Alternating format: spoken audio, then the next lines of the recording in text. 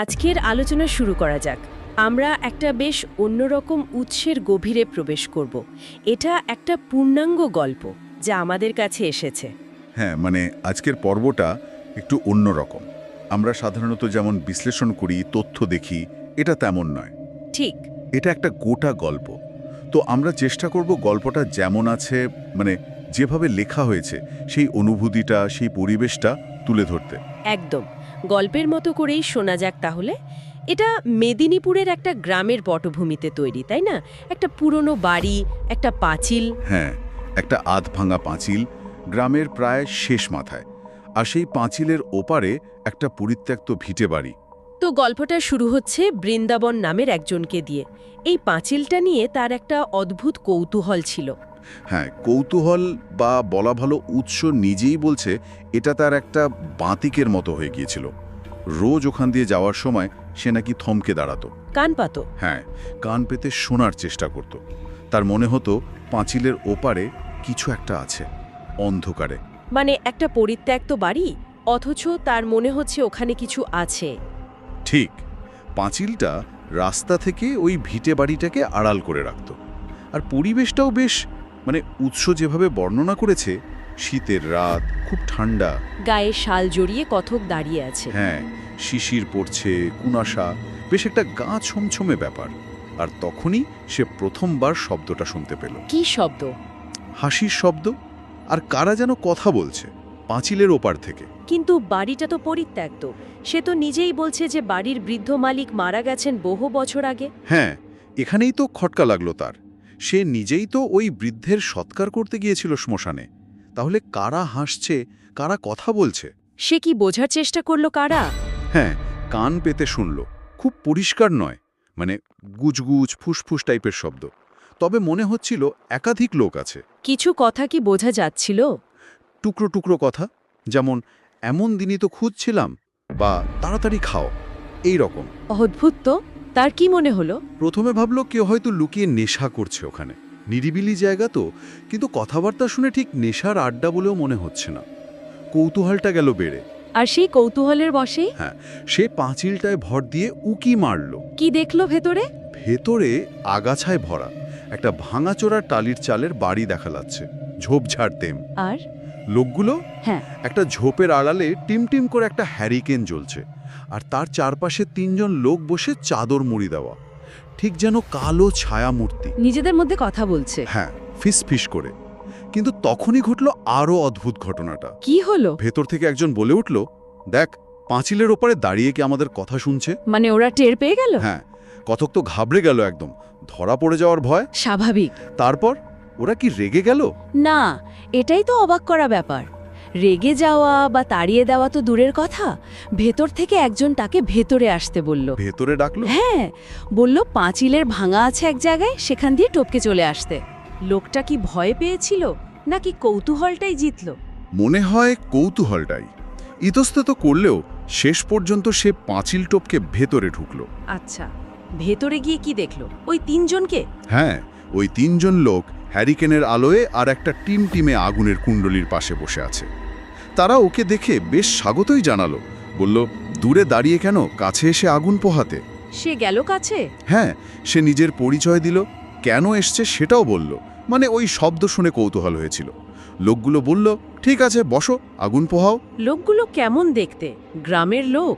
পোশাক আশাক দেখে গ্রামের বলেই মনে হচ্ছিল, কিন্তু মুখগুলো কেমন অচেনা, কথকের চেনা নয়। আর একজন তো প্রায় পুরো মুখটাই চাদরে ঢেকে রেখেছিল, একদম চুপচাপ। সে বসে পড়ল আগুন পোহাতে? হ্যাঁ, বসে পড়ল, কিন্তু বসেই তার একটা খটকা লাগলো। কি নিয়ে? আগুনটা নিয়ে। আগুনের ধোঁয়াটা ঠিক স্বাভাবিক সাদাটে নয়, কেমন যেন কালচে, আর একটা অদ্ভুত গন্ধ বেরোচ্ছে। সে কিছু বলল? জিজ্ঞেস করেছিল গন্ধটার কথা। ওরা বলল, ও কিছু না, কাঠকয়লাগুলো হয়তো ভিজে বা কাঁচা, তাই গন্ধ হচ্ছে। মানে একটা ব্যাখ্যা দিল তারা। হ্যাঁ, কিন্তু ব্যাখ্যাটা কতটা সত্যি কে জানে। এরপর ওরা নিজেদের মধ্যে গল্প শুরু করলো, জমি জমা, গ্রামের অবস্থা, এই সব নিয়ে। সাধারণ কথাবার্তা। হ্যাঁ, কিন্তু তার মধ্যে একটা প্রসঙ্গ উঠল যেটা কথকের কানে খুব অদ্ভুত শোনালো। কি প্রসঙ্গ?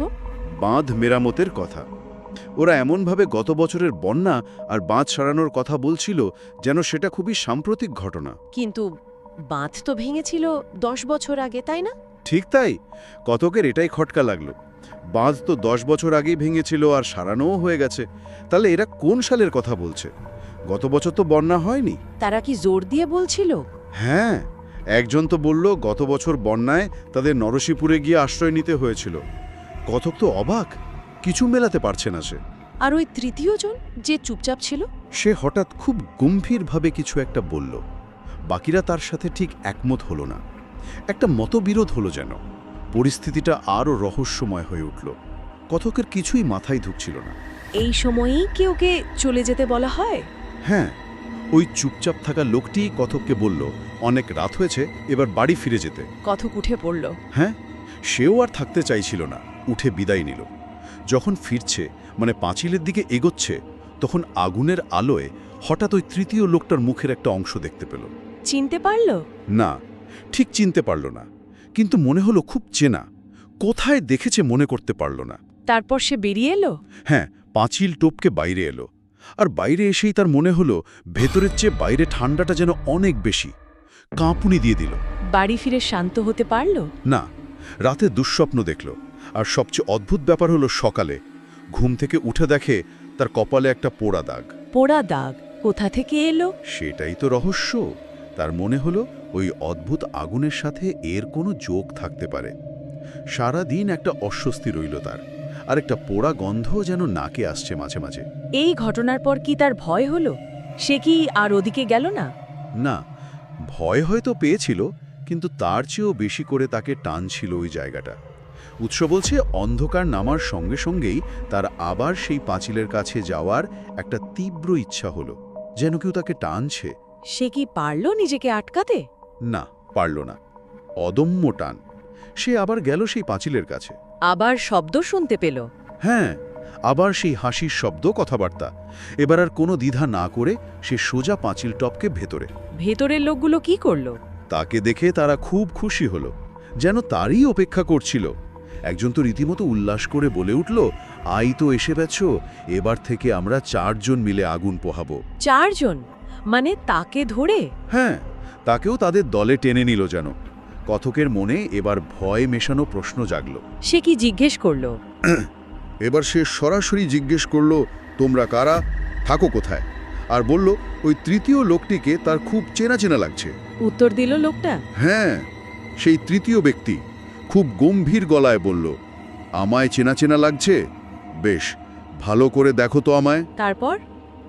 তারপর সে তার মুখের ওপর থেকে চাদরটা সরালো। কেমন দেখতে? উৎস কি বর্ণনা দিয়েছে? হ্যাঁ, দিয়েছে। মাথায় অল্প চুল, টাক মতো, চোখ দুটো কোটরে ঢোকা, লম্বা নাক, ঠোঁট দুটো পাতলা। এই বর্ণনা শুনে কথকের কিছু মনে পড়ল? হ্যাঁ, তা শির দাঁড়া দিয়ে যেন ঠান্ডা স্রোত বয়ে গেল। এই মুখ সে দেখেছে এখানেই, এই বাড়িতেই। কবে, কিভাবে? বহু বছর আগে, যখন এই বাড়ির সেই বৃদ্ধ ভদ্রলোক মারা গিয়েছিলেন, তাকে যখন শ্মশানে নিয়ে যাওয়া হচ্ছিল পোড়ানোর জন্য, তখন সে এই মুখ দেখেছিল। তার মানে ওই তৃতীয় লোকটা আসলে? হ্যাঁ, মৃত। সে একজন প্রেত। কথক এতক্ষণ কথা বলছিল, আগুন পোহাচ্ছিল একজন মৃত মানুষের সাথে। সাংঘাতিক। লোকটা কি কিছু বলল তখন? মৃত ব্যক্তিটা একটু হাসল, বলল, আমি তো তোমায় প্রথম দিনই বারণ করেছিলাম আসতে। এরা দুজনই তো তোমায় টেনে আনলো। এরা দুজন মানে বাকি দুজন? তাদের কি হলো? কথক তখন ভয়ে ভয়ে বাকি দুজনের দিকে তাকালো, কিন্তু তাদের মুখ আর দেখতে পেল না। কেমন যেন ধোঁয়াটে, অস্পষ্ট। আগুনটাও প্রায় নিভে এসেছে, শুধু একটা চাপা হাসির শব্দ শোনা যাচ্ছে, আর সে কাঠ পোড়ার গন্ধটা হঠাৎ খুব তীব্র হয়ে উঠল। মৃত ব্যক্তি কি কপালে পোড়া দাগটার কথাও বলল? হ্যাঁ, সে স্বীকার করল। বলল ওই দাগটা সেই দিয়েছিল, যাতে কথক বুঝতে পারে। একটা ইশারা দিয়েছিল সে। তাহলে বাকি দুজন কারা? সে কি বুঝতে পারল? হ্যাঁ, তখন তার মাথায় এলো ওই 10 বছর আগের বাঁধ সারানোর প্রসঙ্গটা। মনে পড়ল সেই বন্যায় 2 জন লোক ভেসে গিয়েছিল, তাদের দেহ পাওয়া যায়নি। সময়ের গরমিলটার ব্যাখ্যাও মিলে গেল। তার মানে ওরা 3 জনই? হ্যাঁ, 3 জনই মৃত, অতৃপ্ত আত্মা। কেন তারা ওখানে আগুন জ্বেলে বসে থাকে সেটা অবশ্য স্পষ্ট নয়। হয়তো ঠান্ডার কষ্ট বা অন্য কিছু। এই সত্যিটা জানার পর কথক কি করল? সে চূড়ান্ত আতঙ্কিত হয়ে পড়ল। তার শুধু মনে হলো এখান থেকে পালাতে হবে, যেমন করে হোক। সে দৌড়ে পাঁচিলের দিকে গেল। পাঁচিল টপকাতে পারল? হ্যাঁ, টপকাতে গেল, কিন্তু টপকে ওপারে নামার আগেই সে রাস্তার দিকে তাকালো। চাঁদের আলো ছিল, আর সেই আলোয় সে দেখল। কি দেখল? দেখল রাস্তার পাশে তার নিজের শরীরটা পড়ে আছে, নিথর। তার মানে সেও?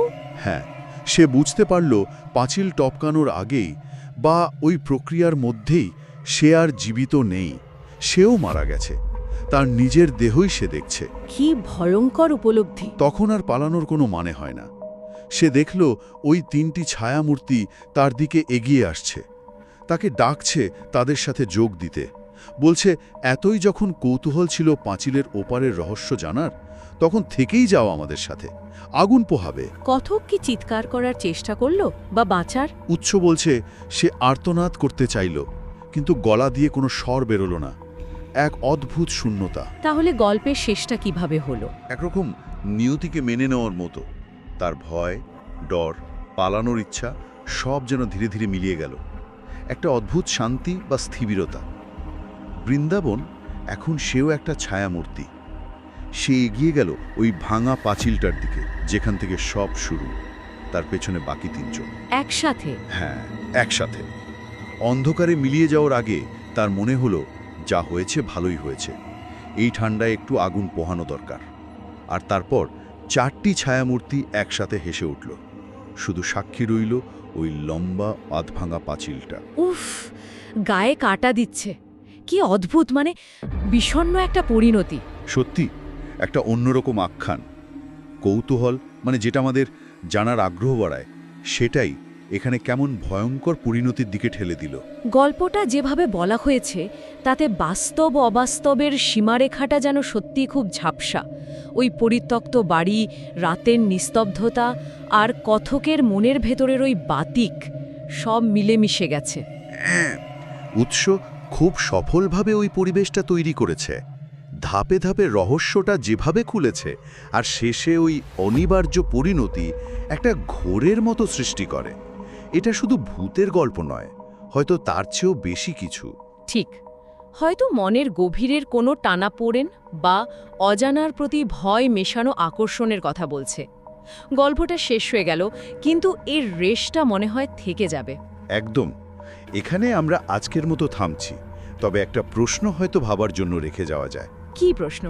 গল্পের শেষে বৃন্দাবনের ওই ভয়ে কাটিয়ে উঠে বাকিদের সাথে মিশে যাওয়াটা কি তার সম্পূর্ণ পরাজয়, নাকি অন্য কিছু, একরকম মুক্তি, বা ওই অতৃপ্তির জগৎটার সাথে একাত্ম হয়ে যাওয়া?